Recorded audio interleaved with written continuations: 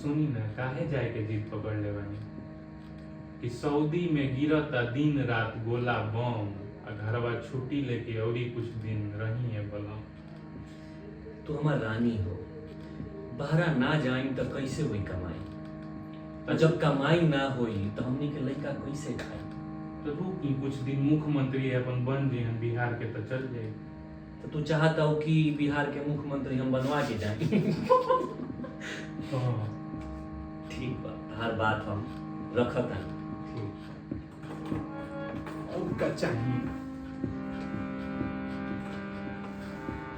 तो इहे जीरह बा जी कि प्यारी सुंदरी कहत आई कि कुछ दिन रुकी ना, मुख्यमंत्री त एगो बहाना बा, बात ई बा कि लइका के भाड़ा बा और उतारे के बा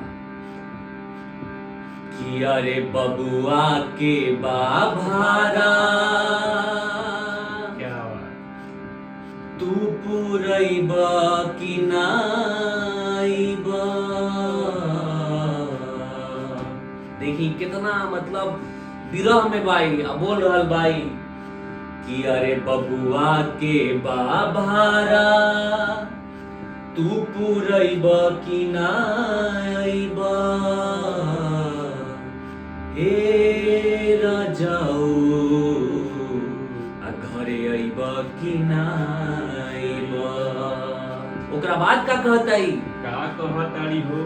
अरे का करब पैसा पैसा कमा के, आ असली सुख मिली देख माई भीरी जाके।